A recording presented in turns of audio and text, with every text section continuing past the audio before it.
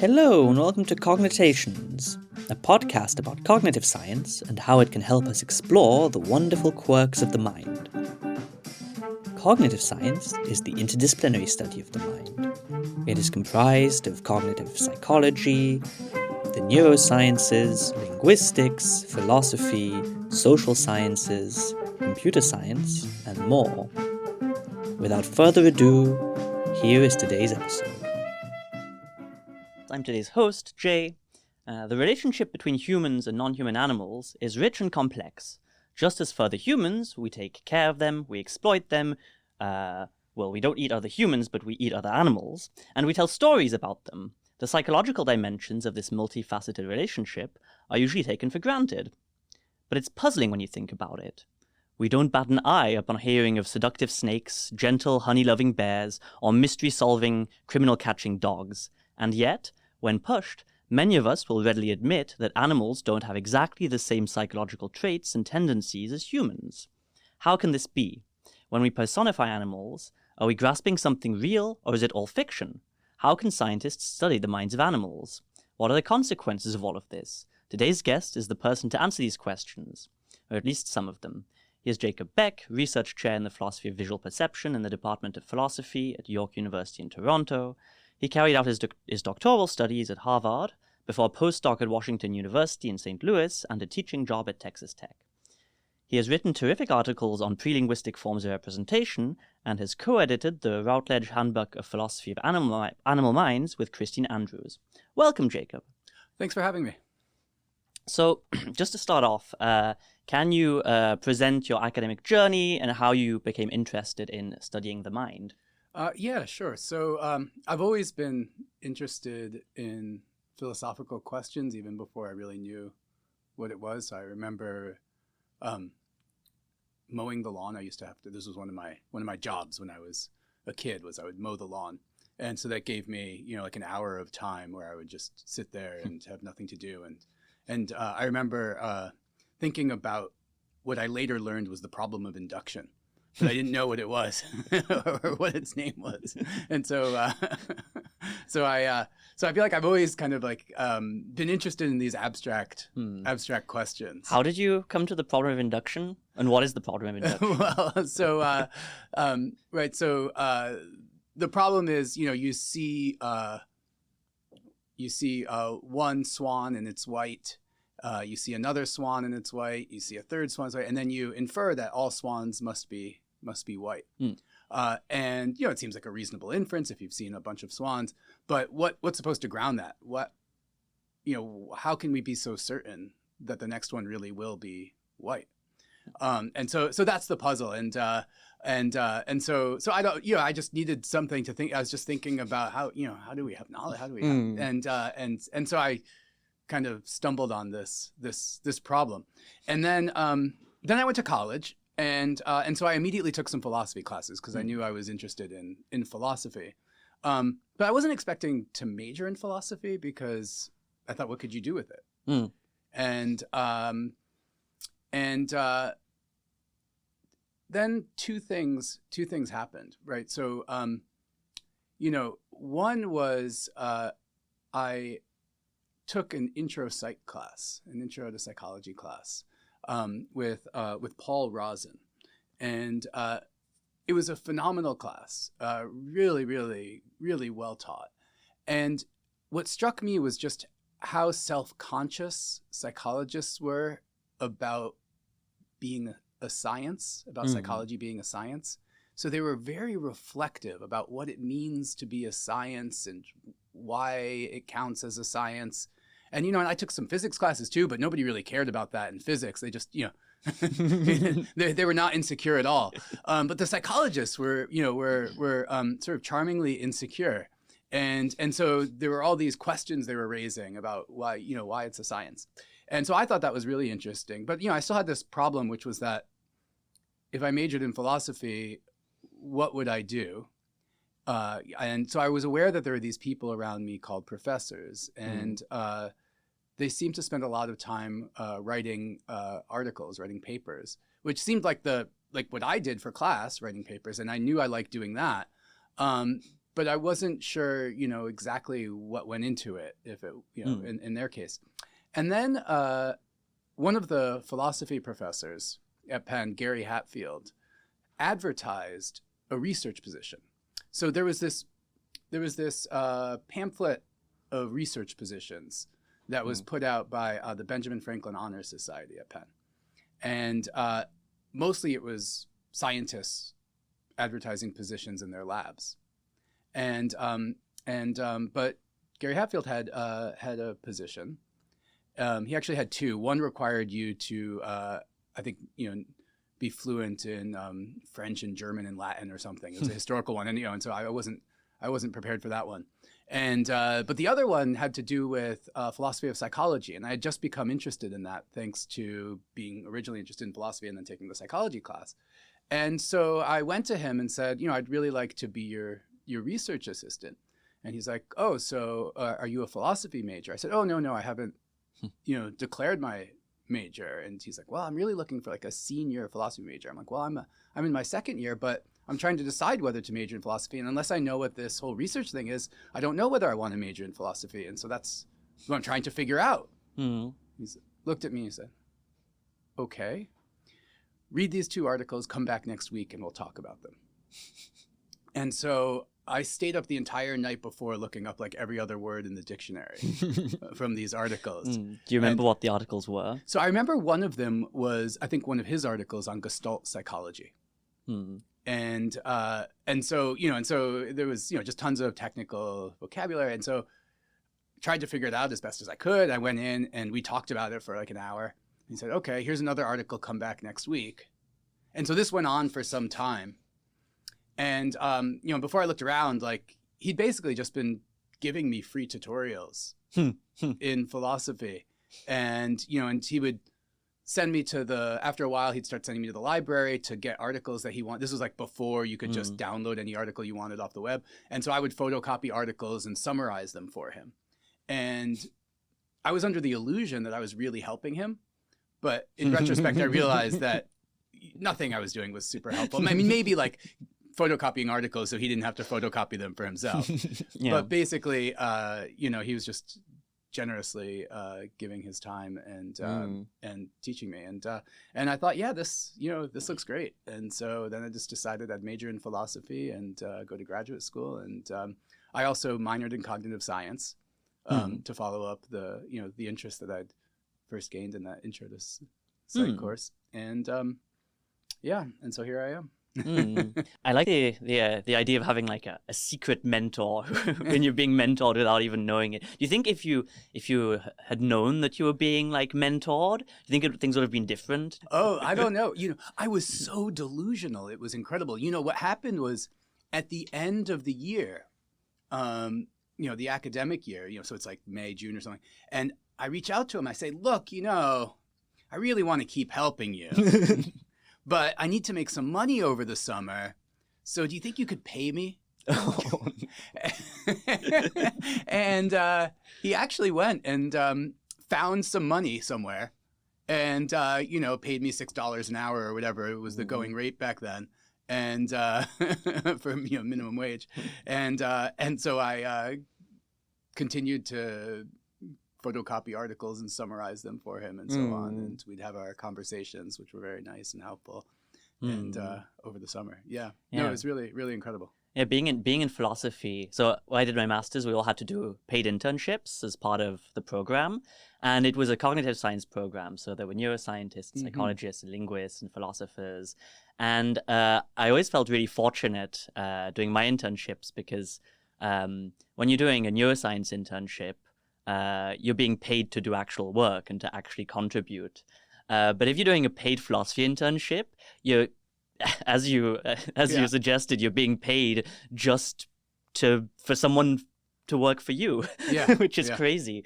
Is there something that about you that can't be gleaned from your CV? That might be. So I'm sure there are many things. Most of them are probably very boring, but maybe the most important is that I'm the father of 3 boys. So, they're right now, I have 2 9-year-olds and a 10-year-old. And so that's, so when that happened, so I had one child, and then 16 months later, we had twins. And so ever since then, any hobbies or other things have sort of gone by the wayside, and almost all of my energy outside of philosophy goes to the boys. So reading with them, playing games with them, cooking for them, coaching Little League, that sort of thing. What got you interested in studying non-human minds, the minds of animals? Does this come from any kind of experience you've had with pets or something like that? Or were there other more intellectual reasons? Yeah, I wish I could say that, when I was 5, a pod of dolphins whisked me away and adopted me as their own for a week, and I, swam the oceans, and ever since then I've been fascinated by animal minds. But it's nothing like that. So I did have pets as a kid. First a parakeet, and then a dog, a Springer Spaniel. But my interest in animals is really driven by independent philosophical considerations. So when I was an undergraduate and a graduate student, that time sort of coincided with a time of transition for analytic philosophy. So much of the 20th century, analytic philosophy held that language is prior to thought. So you can see this in various ways in philosophers like Carnap and Quine and Davidson and Dummett, Putnam, and many of the figures that that I was reading that loomed large while I was there. It started to change with people like Evans and Peacock and Fodor and Burge. But even when it changed, there were still some remnants. So, for example, Fodor, instead of saying that you think in the language you communicate in, right, he rejected that. But he said there's an internal language that we think in, which he called mentalese, right? So he still had a kind of linguistic model of thought. And on that model, a thought is like a sentence. And I realized that animals put pressure on this linguistic model of thought. Their behavior, on the one hand, right, it's too sophisticated to be explained without thought. Yeah.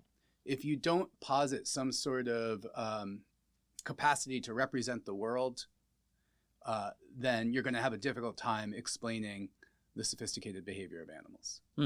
On the other hand, if you attribute sentence-like thoughts to them, then you over-intellectualize them, right? You treat them like Garfield the cat, right? Where there are these like perfectly formed sentences in their heads, and that's obviously the wrong way to go too. So what you really want is something in between, right? You want to view them as capable of thinking in some sense of thinking, but without treating them as little Garfield-like, right, cartoons where they have sentences in their heads. And so that was really what got me interested, was just as this sort of way of pushing back against a sort of a dominant view that had been handed down.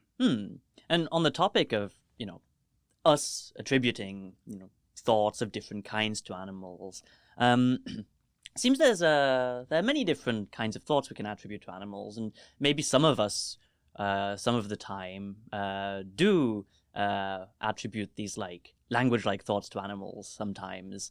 And so just an example, if I take out the bins, I go outside, I come back up, it takes 5 minutes, my young dog barks, and he barks as if I were leaving for the day. And I just spontaneously interpret his behavior as one that comes from the belief that I'm leaving for the day. And it wouldn't surprise me if sometimes I did think, oh yeah, he's having this thought, almost like an internal sentence, like, oh, he's leaving, oh, how sad. Do you think, what should we do with this tendency that humans have to attribute thoughts in this way to animals? Should we be wary of it? Should we try and shake it off? Or does it like capture something real? Right. Yeah. I mean, I do think you need to be careful, right, with these anecdotal attributions. You want to make sure you're not anthropomorphizing animals. And so, you go out to take the trash. Your dog starts barking, and you want to say, well, he thinks you're leaving for the day. But maybe he just is emoting, and barking is just emoting. Maybe he's saying to you, come back. Maybe it's just he knows you'll only be gone for 2 minutes, but he's going to really miss you. And so he's barking. So there's lots of alternative explanations. And so we have to be careful, right, when we're attributing mental representations to animals to make sure that we're getting the contents right. So we need to be careful. That can lead to despair, right? So it can lead to this view that there's just no way to know what animals think because they don't tell us. And I think that also needs to be avoided. So you really want to steer a sort of, steer in between these two extremes. You don't want to just think, well, any anecdote we should take seriously and just attribute the first thought that pops in our heads to animals. But you also shouldn't despair and think that there's just no way to be able to get at what's going on inside their heads. What you need is to run controlled studies where you vary the behavior, you vary the conditions, and you see what's happening. Right. And so you could teach your dog that you are only going out for 2 minutes. You could teach it by, associating something with your going out to take the trash out as opposed to when you leave for the day. So maybe when you go to take the trash out, you shake the trash before you go out. And now the dog is going to learn that this is when you just go out for So does the dog continue to bark, after it's learned this? And if so, then it probably, it seems unreasonable to think that it now thinks that you're leaving for the day.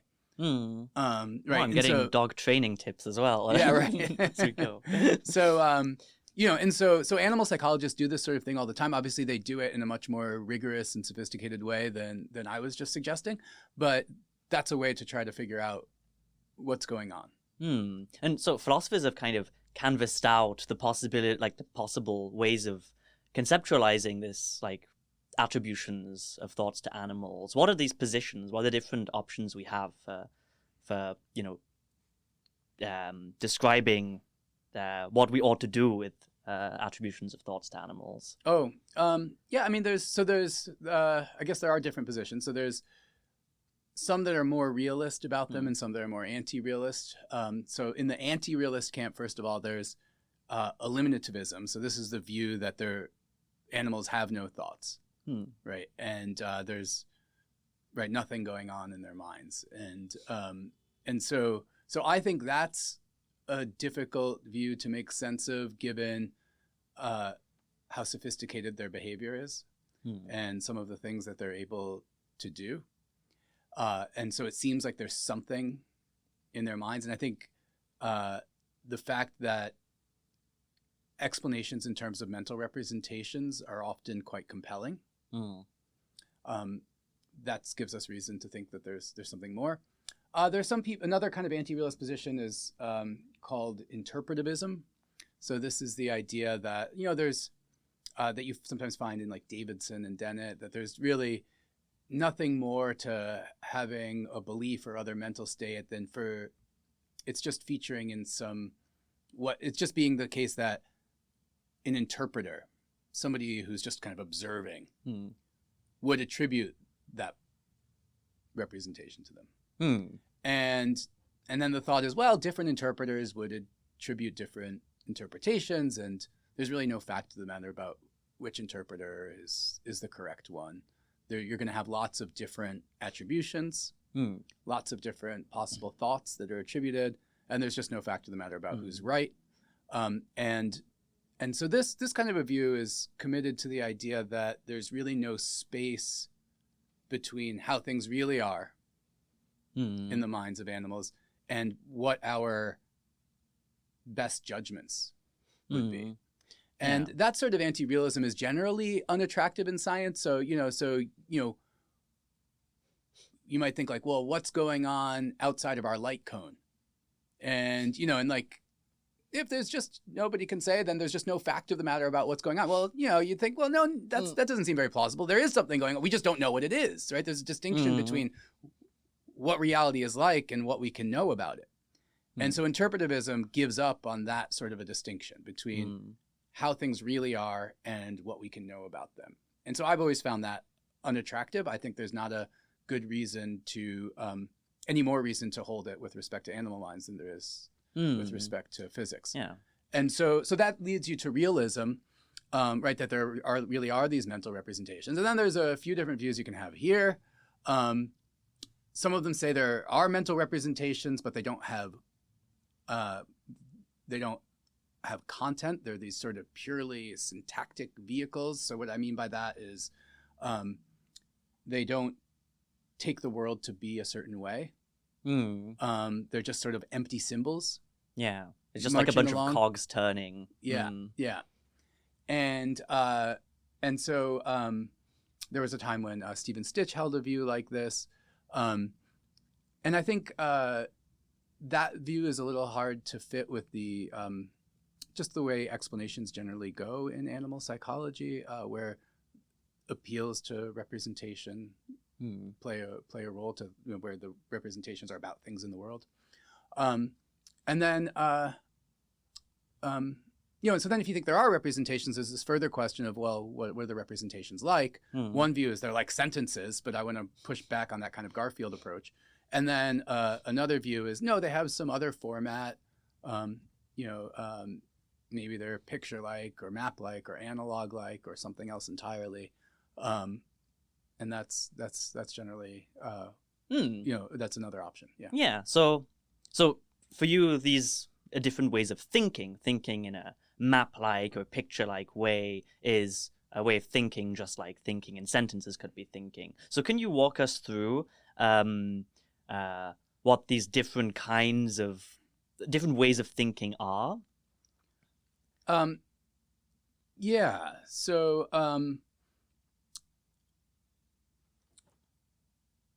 it's a little hard in part because we don't know exactly in many cases, right? So we don't always know. But maybe one way to see is to think about some specific instances where we have a little bit more of a grasp, we have more information. And so one of those concerns what sometimes gets called the number sense, which is this ability that many animals have to essentially enumerate or count the number of items in a set. So I'll give you an example. Rats can be trained to press a lever a certain number of times in exchange for food. So you can train a rat to, press the lever 8 times or 12 times or whatever in exchange for food. And when you do this, you might worry, well, is it really number that they're representing, or is it something else? Maybe they're just learning to press the lever for a certain duration of time rather than a certain number of times. But one thing they did was they deprived the rats of food for a while so that they were very hungry. And then when you put them back and give them the opportunity to earn food rewards, they press the lever more quickly, but they still press it the same number of times. So it doesn't seem to be duration, it seems to be number. You might say, well, is it really number, or are they just keeping track of how much effort they're exerting? And when the total exertion reaches a certain level, they stop pressing. Well, you can vary the tension on the lever, and they still press the same number of times. So that's the kind of controls I was talking about before, where you want to see like what's going on. Are they really representing number, or is it something else, right? Does he really think that I'm leaving for the day, or is it something else? Well, if you can get in these controlled conditions, you can make some progress towards distinguishing different possibilities. Okay, so there's some evidence that they're representing number. Another example, wolves seem to, so that's an example in the laboratory, but then once you have reason to think it's there, you can go look at what's happening in the wild. And so wolves will count their numbers before it's deciding to hunt. They want to make sure they have a good ratio. And so if they're going to attack an elk, they want to have at least 4 members around for the fight. But if it's a bison, they want 12. Okay. So they seem to have some conception of how many other wolves are in the pack at the time they go hunting. These numerical abilities are not like our sophisticated mathematical abilities, the ones we acquire in school. So one way to see this is that the rat, you can train it to press a lever like 12 times, but it's not going to press exactly 12 times on every, right? That's going to be the mean and the mode, but sometimes they'll press 11 times, sometimes 13 times, slightly less they'll press 10 times or, 14 times. So you get a bell curve around 12. So it's this imprecise representation of number. So there's reason to think it is number, but it's an imprecise representation of number. Another way to see it's imprecise is you get this ratio sensitivity. So it's really the ability to discriminate 2 numbers is determined by their ratio. So they're better at distinguishing 12 from 11 than they are at distinguishing 16 from 15, even though the difference is just 1 in each case, because the ratio is more favorable, right? The ratio of 15 to 16 is closer to 1 to 1 than the ratio of 12 to 13, right? And so what determines how good they are at discriminating 2 numbers is the ratio. And that, that obscures the successor relation, right? Because you're not treating the difference between 12 and 13 as exactly the same as the difference between 15 and 16. Can you say why the successor relation is so important? And so our concept of number for us, what distinguishes 12 from 13 is exactly 1. And what distinguishes 15 from 16 is exactly 1. But that seems to be obscured in these representations of number. And so because of that, their number concepts are not like the number concepts that we get when we study math in school. Although we do have the same number concept, these other number representations, what's sometimes called the number sense. So if I were to flash a bunch of dots on the screen and let's say they're just up for like half a second, so you can't count them. You don't have time to count them. Nevertheless, you can estimate how many there were. And you'll be pretty accurate, but you'll be like the rats. There will be a kind of bell curve, right? And so if we ask you a bunch of times, like the mean and mode are going to be, right on, at least if we've given you a chance to calibrate. But it's going to be noisy, right? It's going to be noisy. Okay. So they have this ability, and the fact that it's noisy in this way is evidence that the representations have an analog format as opposed to a digital format. Imagine you're watching a basketball game. Yeah. And you want to keep score. Right? So the obvious way is just to use a digital scoreboard. Right? And then you'll be pretty accurate and there's not going to be a lot of mistakes. But here's another way you could do it. So let's say you take 2 buckets. And each bucket is under a tap. And when one team scores, for each point they score, you open up the tap for like a second and then close it. And so then you can compare the height of the water in each bucket to determine which team won. Now, if it's a blowout, you're going to be pretty good at telling who won. But if it's your standard NBA game where, the final score is like 127 to 126, comes down to the last minute, foul line, everybody's, going back and forth, and right, then it's going to be very difficult using that system to tell who won. And the reason is that because there's noise in the system, right? You're not getting exactly the same amount of water each time. Maybe the buckets aren't exactly the same shape. Maybe even in reading it, you're having a difficult time telling them apart. You're going to have a hard time. But notice that sort of imprecision naturally follows when you have a sort of noisy analog system like this. So this is analog because the height of the water is a direct analog of the score. Yes. And so the point is that when you find the kind of imprecision that you have in the number sense, that's evidence that the representations are analog. And so we now have evidence that the format is a little different than the format of language, right? There's a kind of analog element to it, at least. And so that gives you some sense maybe of how you might have representations that differ. And doesn't this description of the number sense, it being analog, doesn't this open up space to doubt that it is actually about number, because maybe there are plenty of other kinds of analog representations that represent things in the same way? And if so, does it open up the door for doubting that this is about number and not something else that's more general? Yeah. So the fact that there are analog representations for lots of different things, famously in perception. So all sorts of magnitudes are represented in an analog fashion because you get the same imprecision that's suggestive of the same ratio effect that difficulty discriminate, where discrimination is a function of ratio, a linear function of ratio. So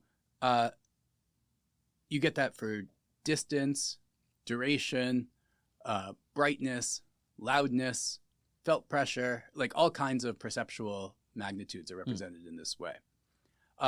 That's okay.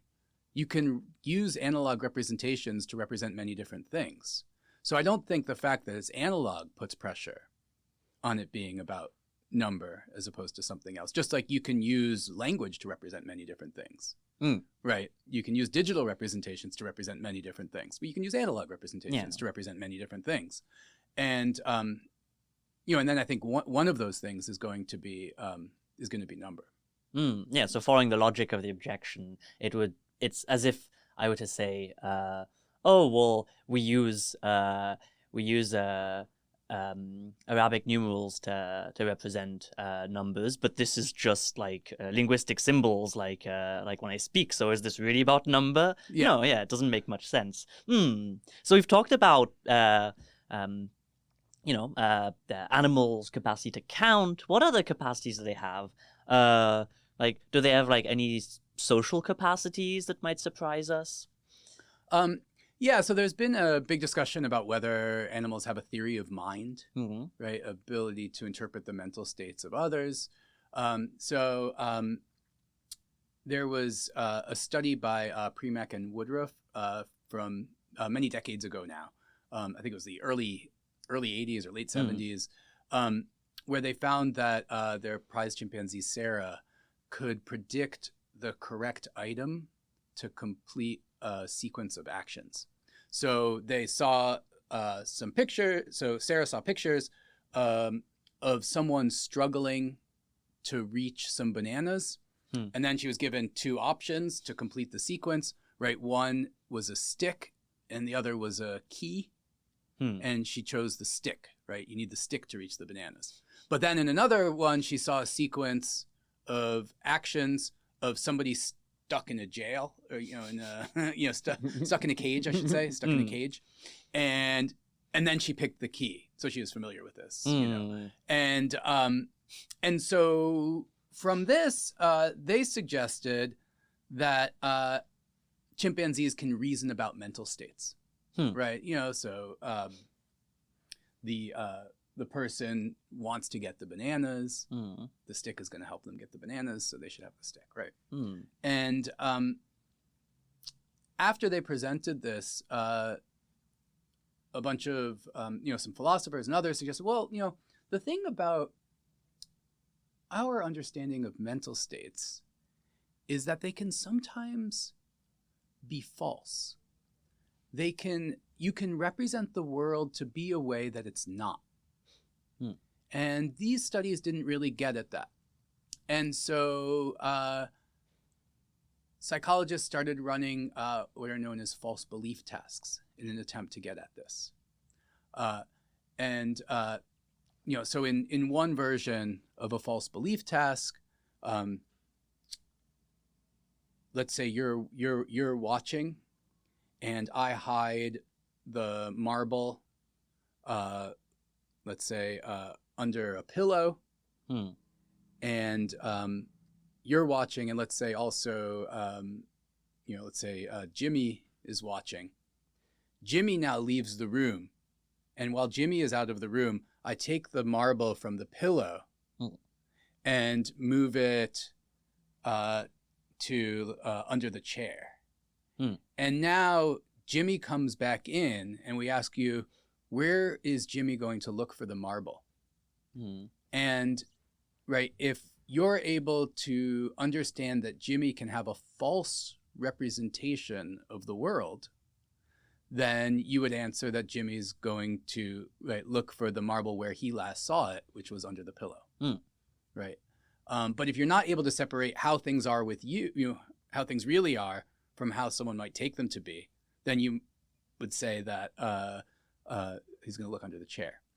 And what you find in children is that the traditional finding is up until about age 4, they fail at this. So they say, you'll look under the chair. Jimmy will look under the chair. And you can push it back a little bit depending on how you run the study, but but basically, as children get older, they get better at this. And so then there's this question of whether animals are able to do this. And there have been many clever experiments that attempt to get at this. And it continues to be controversial. There's pretty good evidence that chimpanzees attribute perceptions to others, about where they see things to be. There's still a lot of debate about whether they represent the beliefs of others, and the false beliefs of others. So it's become a highly controversial topic.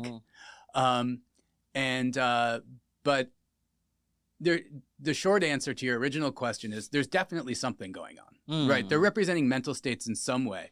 Whether they're representing them in the full-blown sophisticated way that we do, where there's this distinction between, truth and falsity and so on, that's less clear. Yeah. So you said that there's more consensus on them, on chimpanzees representing the perceptions of others, but more controversy about the beliefs. What would the precise difference between representing the beliefs of others and representing the perception of others be? How is it operationalized, for example, in studies? Yeah, so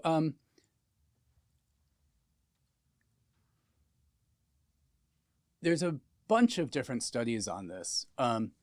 But one study has an observer put a bucket over their head so they can't see what's happening, and that would be a way of trying to say, like, look, do they understand that when you have a bucket over your head, you can't see something, or when you're wearing a blindfold, you can't see something. So that's a way to try to operationalize it, but it's it's tricky. Yeah, it's definitely it's super tricky, and there's been it's not clear exactly what to say, I would say. Yeah. Another question about this is, what is it to reason about other people's mental states, intentions, etc., if not reasoning like in a language-like way? It seems introspectively, it seems that when we do reason about our own and others' intentions and whatnot, we introspect it as saying to ourselves, oh well, if so and so believes that they can get such and such a thing in such and such a way, then they'll try and do this thing in this way. So yeah, how can we do this in like an analog or otherwise non-linguistic way? Yeah, no, that's a great question, and I don't have a good answer. So one question that you'd want to answer really to get at this though is, what do we mean by a language-like way? And there are different ways of developing that idea. And some of them are going to involve more sophisticated structures than others. So to give you an example, one way to think of something as being a language is that it essentially involves logical connectives, right? So words like and, not, or, if, then, maybe quantifiers like all, every, some. If that's required, you could see how you could have a representational system that lacked that. And so that would be non-linguistic in one sense of a language, right? And that's a sense of language that's, I think that is really at the heart of a lot of philosophy of language in the 20th century, right? And so, but it's, but there are weaker characterizations of a language. And so in part, it's just going to depend on how you characterize a language, what kind of structure you attribute to it. At the other extreme, you can say, well, they think in pictures or something. And I think that people grasp for that because it's something we can understand as an alternative. But I think you need to be really careful with that. And I certainly don't want to say, animals just think in pictures or something, right? I think that's oversimplifying what is really a structurally complex system of representation. And the challenge is to specify the compositional structure, what the basic units are and how they're built up, and distinguish it from the sort of full-blooded logic-like structure that human language has. Yeah, even the thinking pictures thing is, when you think about it for 2 seconds, it kind of falls apart. Like, are there films playing in their minds constantly? Do they need to watch a film of me getting the banana to the stick in order to figure out that I need the stick? It's all very strange. Are there any other capacities that one might not expect non-human animals have, or that are give us insight into how animal minds work? Yeah. So one capacity that's really impressive is navigation. That I think we don't think about it. We just kind of find our way around. Yeah. But even lowly desert ants are able to exploit dead reckoning, which is a technique familiar to marine navigators to find their way around. So here's the study that was done. So desert ants leave their nest and they kind of just follow a tortuous route around looking for food. Then let's say they find food and now they want to go back to their nest after, this zigzagging route. They go straight back. Yeah. They don't retrace their steps. They just go straight back to the nest. Okay. Now, how are they doing this? Because the desert is featureless. Right? So what are they using to find their way back? And there is one feature in the desert, of course, which is the sun. Yeah. And so if you know where the sun is, and you know what the time of day is, right, then you can use that to figure out what direction you're facing. And so there have been clever experiments with mirrors and other devices showing that ants do in fact use the sun to calculate the direction home. And then they use a variety of techniques to calculate distance, but including, how much muscular exertion they're spending on their way out, or counting their steps. So there's a bunch of different things that they're probably using, not just one thing. And but what this requires is that at each point on their journey outward, they're keeping track of essentially a vector, right? Which is their direction and their distance.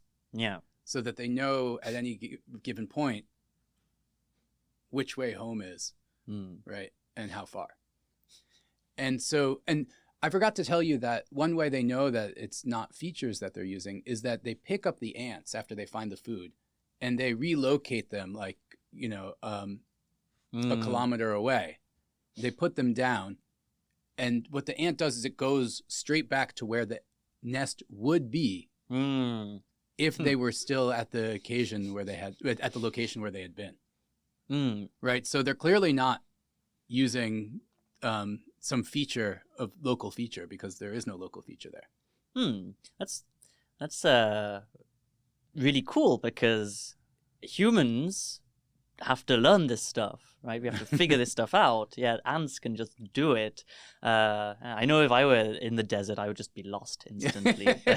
In fact, when I'm in any place, I'm always lost in any city. Wow. So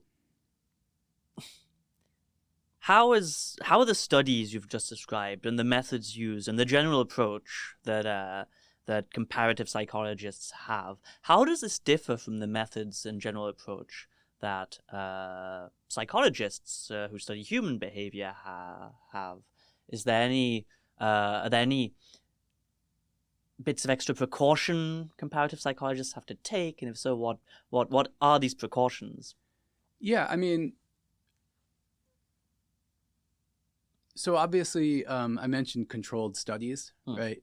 So think of the ant study we just discussed, right? So you put it down in a different location to make sure that it's not to control for the any visible or otherwise perceptual cues. Which is also a feature of the study of human psychology, though. That is right. Yeah, that's right.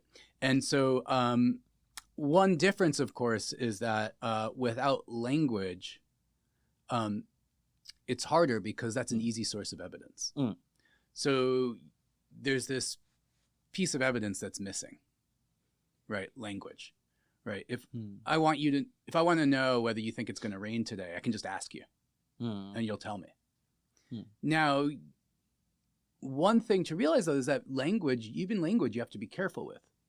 So if I ask you if it's raining, you might say yes, but you might be lying. Maybe you want to deceive me. Or you might just be, you might think that's what I want to hear, and you're just trying to please me. Or, right, you might be self-deceived. You might not know what you think. And so even if we speak the same language, I still have to be careful with linguistic evidence. Now, if you don't have a language, I can teach you one. But if I do, I need to be careful because you might not assign the same meanings to the words that I assign. Right? So you can teach a chimpanzee number words, but when it uses a number word for 3, it might not have the same meaning that your number word 3 has. And so again, language you have to be careful with, because there's this sort of background assumption that, they said the same thing, it means the same thing. But that's something that you can call into question. And in fact, there's this tradition in analytic philosophy in the 20th century of calling that into question, radical interpretation from and radical translation from Davidson and Quine. And so you need to be careful, even when you have language, to make sure that you're really latching onto the same meanings. And then if you speak a different language than me, we need to translate, right? So that's and so we need to make sure that the translation is right. Yeah. Yeah. Can you walk us through the kind of radical interpretation or radical translation scenarios, that Quine and Davidson thought of? Yeah, sure. So, so Quine raised this this sort of thought experiment where he said, imagine that you're out and you come across a new population of people, and this population of people is using language of some sort, and you want to translate the language right into your home language. Okay, so they see a rabbit go by and they shout "Gabagai." And so one thing is, well, what does that mean? Lots of things just happened. There was a rabbit, but also there was an event of running. There was something white, and many other things. And so how do you figure out what it was? Well, we could look at some other utterances. So you can see how the word gabagai gets used in other occasions. When it snows, do they say gabagai? When a human runs by, do they say gabagai? How does gabagai combine with other words into a sentence? And you can use all these clues to try to unpack what gabagai means. And that might bring you, so that should bring you some relief. But it's not going to give you complete determinacy, Quine thought, because there will still be other interpretations that are compatible. So so now you might think it's something like rabbit, but how do you know it's not an undetached rabbit part? Anytime there's a rabbit present, there's also the undetached part of a rabbit present. And so in the end, Quine despaired and said there's just going to be some indeterminacy. That you can never be certain about exactly what the meaning of a term like gabagai is when you in this sort of a case. Okay, so that was that was Quine. Davidson did something different, except he applied it to thought as well, not just language. So instead of radical translation, he called it radical interpretation. And now we face a similar sort of problem, I would say, with respect to animals. Yeah. Right. So how do we interpret their thoughts? And I think one lesson we get from Quine and Davidson is that when you have a language that is structurally like our language, that helps to narrow down and reduce, right? It helps to reduce the indeterminacy.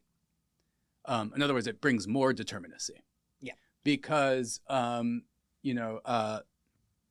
you see how the words connect with each other.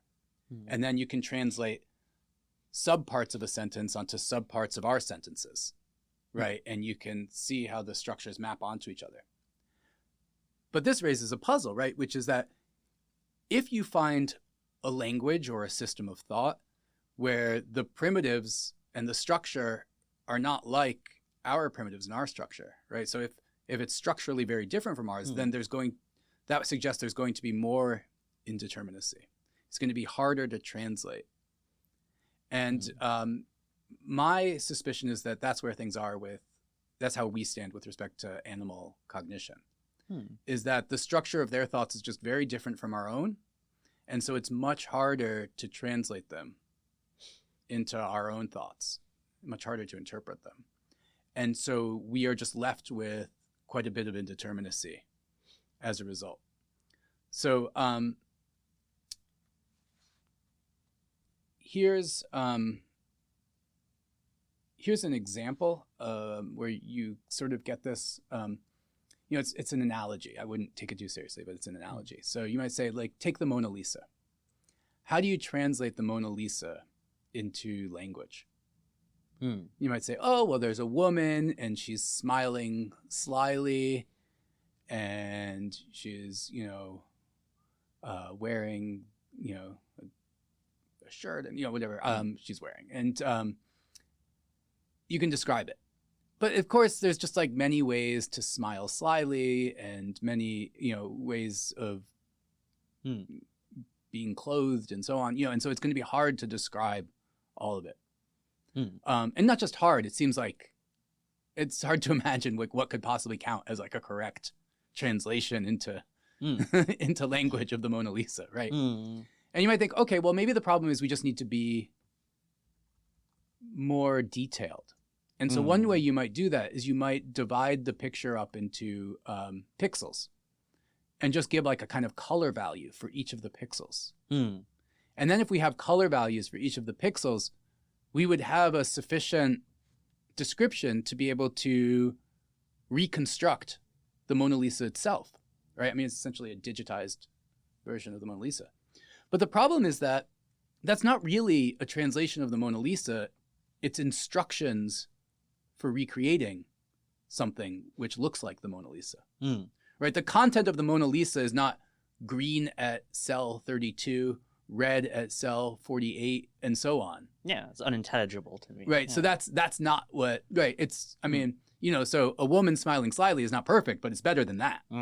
And so if you go really fine-grained, you seem to not be giving, right, you're not giving the content of the Mona Lisa, you're giving instructions for drawing the Mona Lisa. And so you can see how when you have, translating from a picture to words, there's always going to be a lot of indeterminacy, more than when translating from one language to another language. Yeah.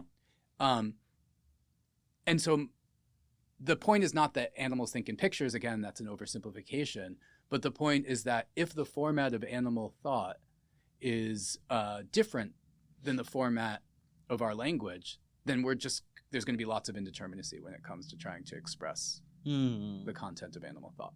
Do you think there are any lessons that psychologists can glean from this interpretation of what's going on? Do you think there's any it has any applications to studying animal minds, or anything that psychologists should be mindful of?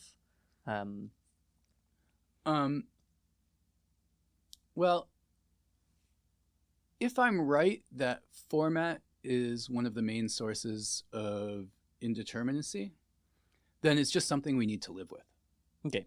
So we can approximate the thoughts of non-human animals. And our approximations can get better as we learn more. We can describe more about their minds, right? We can improve on them, but we're never going to get a precise interpretation. So that just shouldn't really be something that we're looking for. So I think that's one moral.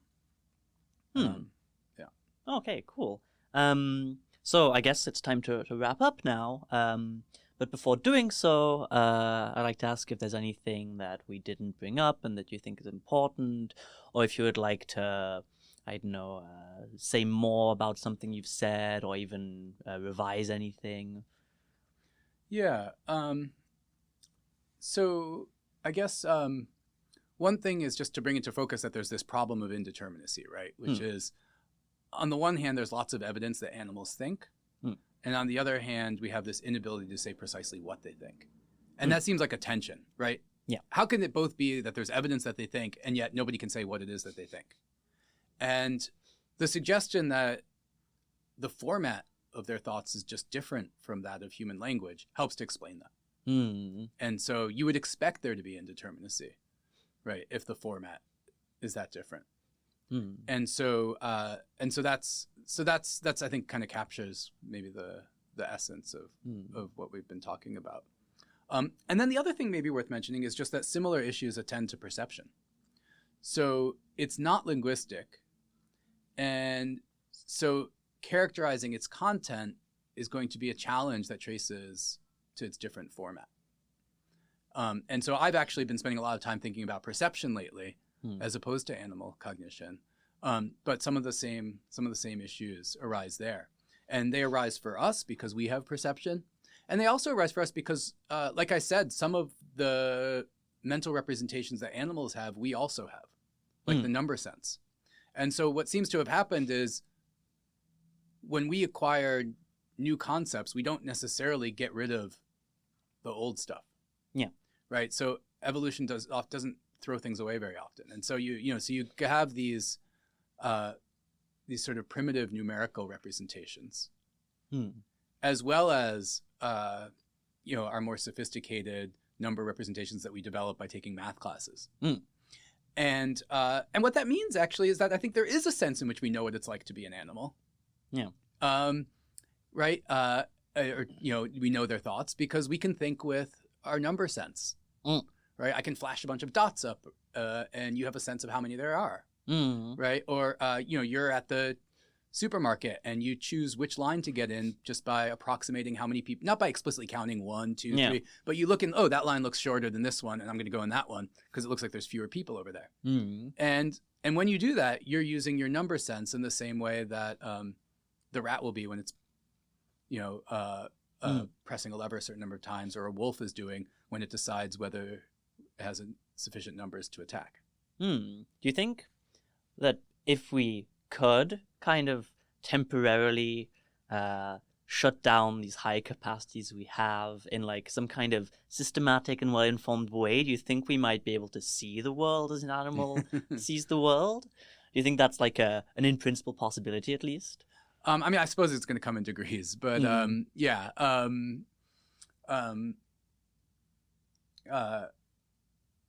But in effect, that's what's happening when you flash a bunch of dots, right? You're not given time to count. You can't use this more sophisticated system, and so you have to use your number sense, this more primitive ability, and so in some sense you can get that, but of course it's never going to be perfect because we now have built-in associations between the number sense and our more developed concepts of numbers, so that you can see a bunch of dots and then just think, there's about 20. Right. Yeah. Okay. And last question, do you have any recommendations of any literature or any kind of media, could be a film or anything, that illustrates what we've been discussing today? So one book that's very good is Stan DeHaan's book, The Number Sense. Yes. And I think that's pretty accessible and a fun read. So I would recommend that. My colleague Kristin Andrews wrote an introductory textbook, The Animal Mind. And that's also, pretty accessible to beginning students because it's meant, it's a textbook.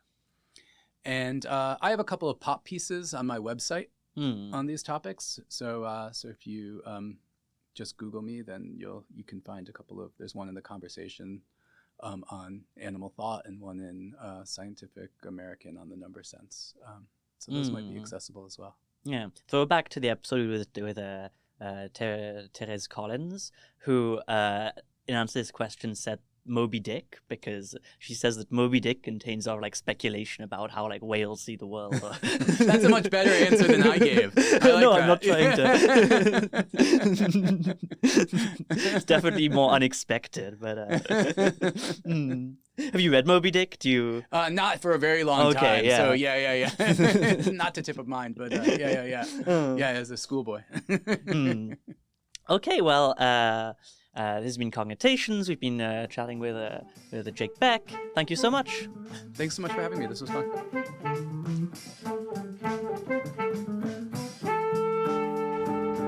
On the next episode of Cognitations, we'll chat with Jennifer Nagel about how knowledge is represented in the mind. If you have ever wondered about how we know what we know, this episode is not to be missed.